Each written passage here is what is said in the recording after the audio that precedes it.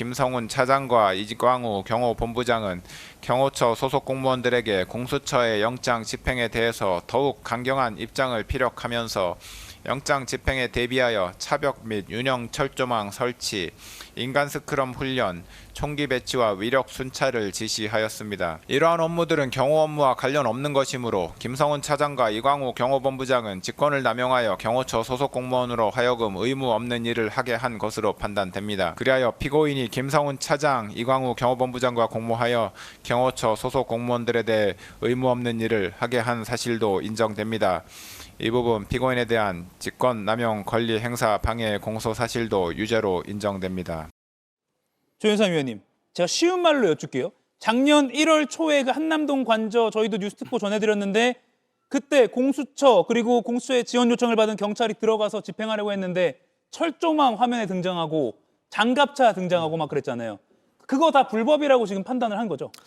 그렇다고 할 수가 있겠습니다. 예. 만약에 경호처가 정당한 그런 공무 집행을 했다라고 한다면 뭐 위력 순찰이든 뭐든 다 가능했겠죠. 사실 경호처 입장에서는 현직 대통령을 보호해야 될 중요한 책무가 있지 않겠습니까? 그렇지만 이 사건의 경우에는 적법하게 발부된 체포영장이 있는 겁니다. 체포영장에 기해서 공수처가 이를 집행하는 과정이기 때문에 이런 경우에는 이런 위력 순찰과 관련된 각종 공무 집행의 그런 혐의가 인정이 된다라는 것을 말씀을 드릴 수가 있는 부분이고요. 그렇다고 한다면 이번 영장 집행 과정에서 나왔던 경호처의 이런 행위 자체에 대해서 예. 윤석열 전 대통령이 책임 없는 일을 하게 만들었다라는 부분을 인정했다고 볼 수가 있겠습니다. 예.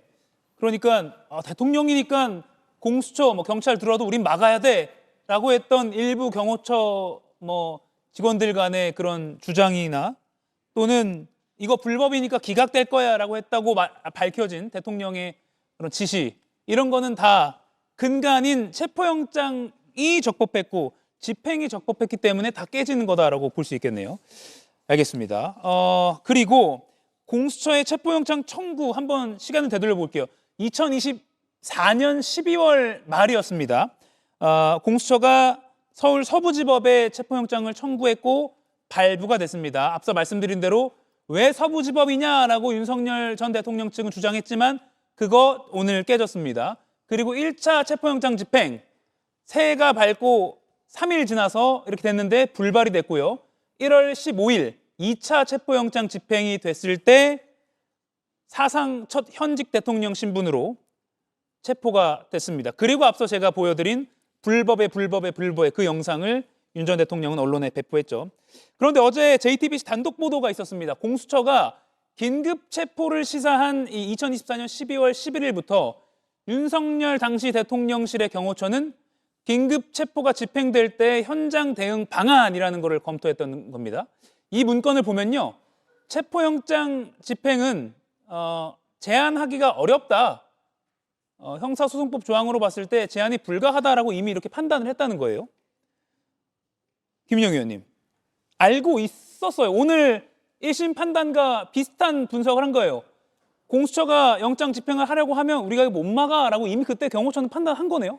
그러니까 저는 사실 예. 오늘 재판에서는 비상계엄이 적법하지 않았다가 가장 중요한 판결 내용이었을 거라고 봅니다. 예. 그런데 저는 개인적으로 경호처의 사병화에 대해서 재판부가 어떻게 판결 내릴지 굉장히 유심 있게 봤었습니다. 예. 그 이유는 윤석열 전 대통령이 체포 저지 과정에서 경호처를 사병화하는 게 너무 뚜렷하게 보였습니다. 그 결과 경호처는 국민적 신뢰도를 굉장히 잃어버렸죠. 사실 경호처는 우리나라에 반드시 필요한 조직입니다. 우리나라는 분단 국가이기 때문에 경호처처럼 군과 경찰을 통솔할 수 있는 기구가 반드시 필요한 조직인데 지금 이 상황에서 경호처에 대한 존재가 과연 필요한가라는 의구심을 가지는 국민도 많아졌습니다.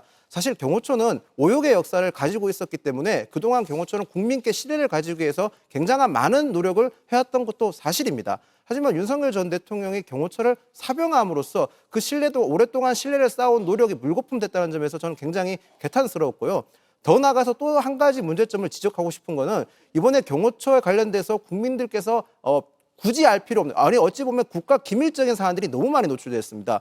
경호처가 운영하고 있는 기동 타격대 CA팀이라든지 아니면 예. 33 경비단 이런 경비단이 운영되고 있다는 내용을 사실 그건 알면 안 되는 내용이거든요. 국가 기밀 사항이기 때문에 알면 안 되는 내용인데 너무나 많이 노출되었고 경호관들이 가지고 있는 화기라든지 아니면 경호 전략이라든지 이런 것들이 너무 많이 노출되어서 앞으로 이 경호처가 다시 재건하고 더 나아가서 국민적 신뢰를 받는 게 굉장히 어려운 상황에 직면할 것 같다는 생각이 듭니다. 윤석열 전 대통령이 이 부분에 있어서만큼은 추후에라도 다시 한번 사죄의 의미를 국민에게 밝히는 게 더 나아가서 자신의 명명에 따라서 불필요한 오해를 받게 된 경호처에 대해서도 충분한 사과의 입장을 밝히는 게 맞지 않나 생각을 합니다. 예.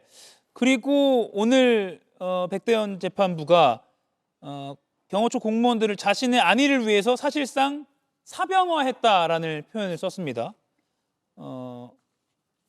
체포영장 집행을 막으면 안 된다는 걸 알면서도 막으라고 종용했어요. 그러니까 불법을 강요했다라고 재판부는 명확히 판단한 것 같습니다. 그렇습니다. 이 부분이 이제 직권남용 부분이 되는 것인데 경호처에게 나를 체포하지 못하도록 어떠한 수단과 방법을 가리지 말고 무력을 필요하면 무력을 사용해서라도 막아라라고 얘기하는 것. 이미 그 전에 경호처는 지금 윤석열 전 대통령에 대해서 체포영장이 집행된다면 이걸 막을 수 없다라는 걸 충분히 인식하고 있었음에도 불구하고 대통령이 경호처장, 경호차장, 나중에 이제 직무 대행이 되었습니다만 경호본부장 이런 사람들에게 직접적으로 나를 지키기 위해서 법을 위반해도 좋다라는 식의 어떤 그 지시 행위가 명확하게 있었다라는 것이 오늘 재판부의 판단이고요. 그 판단에 의해서 지금 이 대통령의 경호처가 본인의 직무와 무관하게 그 대통령 개인을 위한 사병의 역할을 할 수밖에 없게 만들었다라는 것.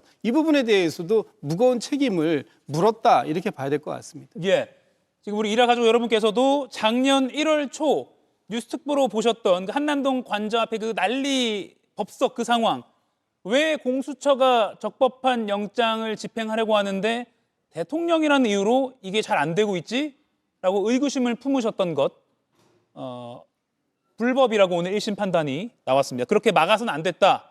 적법한 영장 청구와 발부였고 아무리 대통령 관저여도 그렇게 발부받은 건 집행이 돼야 된다라고 오늘 판단이 나온 겁니다.